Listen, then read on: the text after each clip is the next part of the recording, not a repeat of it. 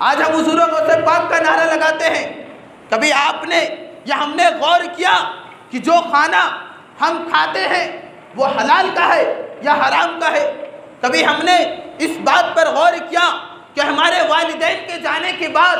جو جائیداد ہم تقسیم کرتے ہیں اس میں ہماری بہنوں کا بھی حصہ ہوتا ہے، کیا ہم نے اسے دینے کی کوشش کی؟ ہم نے نہیں دیا اور اس کے مال کو ہڑپ لیا، یہ بھی مال تو حرام کا ہوا۔ اور آپ جانتے ہیں کہ اللہ کے رسول صلی اللہ تعالیٰ علیہ وسلم نے ارشاد فرمایا ہے، یہ حدیث پاک لباب الاحیاء کے اندر امام غزالی شافعی نقل فرماتے ہیں، حضرت عبداللہ ابن مسعود رضی اللہ تعالیٰ عنہ نے فرمایا، طلب الحلال فریضۃ علی کل مسلم، حلال رزق کا طلب کرنا یہ ہر مسلمان پر فرض ہے۔ آج بہت سے لوگ ایسے اس دنیا میں پائے جاتے ہیں جو یہ کہتے ہیں کہ حلال باقی نہیں ہے، حلال اور حرام دونوں مفقود ہے، مل چکا ہے۔ تو سنیں، اللہ کے رسول کا فرمان کبھی جھوٹا نہیں ہو سکتا۔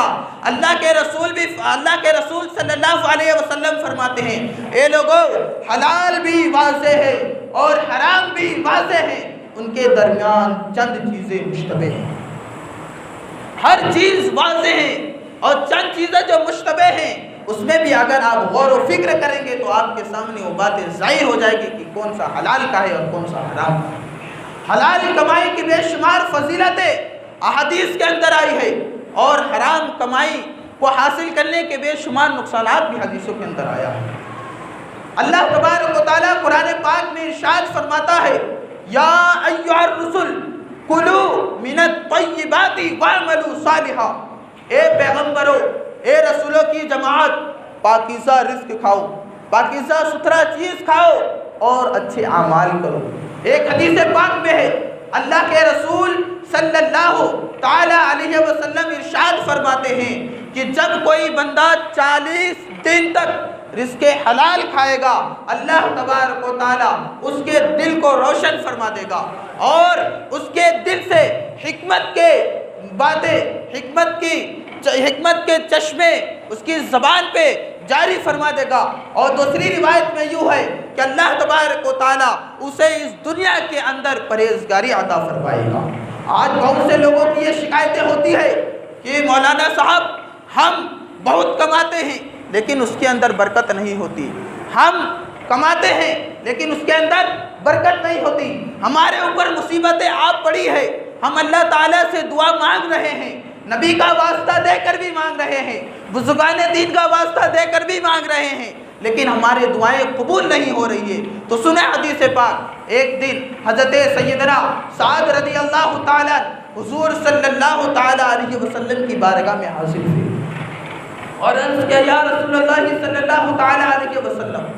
آپ میرے لیے دعا فرمائیں کہ اللہ تبارک و تعالیٰ مجھے مستجاب الدعوات بنا دے۔ مستجاب الدعوات اسے کہتے ہیں کہ وہ شخص جس چیز کے بارے میں اللہ تبارک و تعالیٰ سے دعا کرے تو اللہ تبارک و تعالیٰ اس کی دعا کو قبول فرما لیتا ہے۔ تو حضرت سعد نے نبی کی بارگاہ میں عرض کیا، یا رسول اللہ دعا کریں کہ اللہ تبارک و تعالیٰ مجھے مستجاب الدعوات بنا دے۔ تو میرے آقا نے فرمایا، اے سعد، اپنے کھانے کو پاکیزہ کرو، اللہ تبارک و تعالیٰ تمہاری دعاؤں کو قبول عطا فرمائے گا۔ اور سنیں، یہ حدیث پاک بھی امام غزالی نے نقل کی ہے اور یہ حدیث پاک حضرت سیدنا عبداللہ ابن عباس رضی اللہ تعالیٰ عنہ سے مروی ہے۔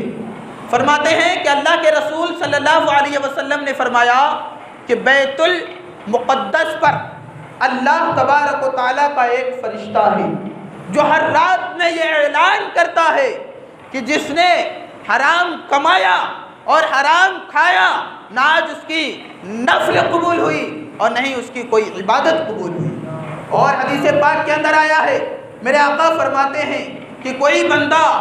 10 درہم کا، یوں سمجھے اگزامپل کے طور پر 10 روپے کا ایک کپڑا خریدے اور اس 10 درہم کے اندر 9 درہم حلال کا ہے اور 1 درہم صرف حرام کا ہے، 9 درہم یعنی 9 روپے جو ہے وہ حلال کا ہے اور 1 روپیہ جو ہے وہ حرام کا ہے، تو جب تک وہ بندہ اس کپڑے کو پہن کر کے نماز پڑھے گا، اللہ تبارک و تعالیٰ اس کی نمازوں کو قبول نہیں فرمائے گا۔ آپ صحابہ اکرام کی سیرت کو پڑھیں نا، صحابہ اکرام رضی اللہ تعالیٰ ان کی جب سیرتوں کو پڑھتے ہیں تو ایک دن حضرت سیدنا ابو بکر صدیق رضی اللہ تعالیٰ عنہ کے پاس جو ایک غلام تھا جو آپ کے کھانے کا انتظام کیا کرتا تھا، ایک دن آپ کو دودھ لا کر دیا اور آپ نے نوش فرما لیا۔ پھر آپ نے پوچھا یہ جو دودھ تم نے لائے ہو یہ کہاں سے لائے تھے؟ انہوں نے کہا کہ اس دور جاہلیت میں لوگوں کو کہانیاں سنایا کرتا تھا، اور تو انہوں نے مجھے جو رقم دیے تھے اسی پیسے سے میں اس کو لایا۔ جب اس الفاظ کو سنا تو آپ اپنے حلق کے اندر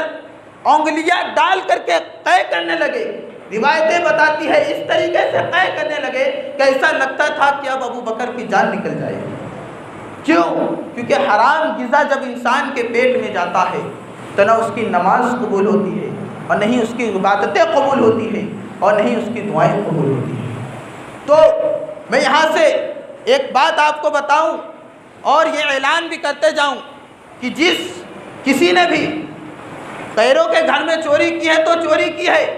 لیکن لوگ آج اس طریقے سے ڈھیٹ ہو چکے ہیں کہ مسجدوں کے اندر جو ڈبہ لگایا گیا ہے اس ڈبے کے اندر سے بھی چوریاں کر کے لے گئے۔ دو مرتبہ اپنے مسجد کے اس باکس سے چوریاں ہو چکی ہیں۔ میں یہ کہتا ہوں ارے اللہ کے بندو ذرا سوچو تو صحیح، کس کے گھر میں چوری کرنے آ رہے ہو؟ مسئلہ بھی سنتے جائے۔ اگر کوئی بندے کے اندر چوری کی عادت ہو، اب اس کے دل میں یہ خیال پیدا ہو رہا ہے کہ میں سچے دل سے توبہ کروں، تو جتنی رقم کو اس نے چوری سے حاصل کیا ہے ان رقم کو اس کے مالک تک پہنچا دو۔ اب مسئلہ یہ ہوگا کہ ہم نے چوری کا مال حاصل کیا ہے، اب ہم مالک کے پاس جو پہنچانے جائیں گے اور ان سے یہ کہیں گے کہ ہم نے آپ کے گھر میں چوری کیا تھا، تو وہ مالک ہمیں چھوڑے گا نہیں۔ تو ایسی صورت کے اندر مسئلہ یہ ہے کہ آپ کسی بھی بہانے سے یوں ہی کہہ دیں کہ ہم خوشی میں آپ کو یہ پیسہ دے رہے ہیں، تو آپ کا جو وہ چوری کا جو کام تھا اور جو گناہ تھا وہ گناہ آپ کے اوپر سے اتر جائیں گے، آپ توبہ کریں۔ تو مسجد کی رقم جو یہاں پر ڈبے کے اندر سے جس نے بھی چرائی ہے، میں ان سے یہ مطالبہ کروں گا کہ واپس سے اس ڈبے کے اندر لا کر کے رکھ دیں، کیونکہ یہ اللہ تبارک و تعالیٰ کا گھر ہے۔ ایسی حرام کمائی سے 10 روپیہ 10,000 سے آپ کا زندگی یہ نہیں سنور سکتا، بلکہ حرام کمائی کے ذریعے سے آپ کا اس دنیا میں رہنا جو ہے وہ دنیا میں رہنا اور اس کا کھانا اور زندگی بھی برباد ہو جائے گی اور آپ کی آخرت بھی برباد ہو جائے گی۔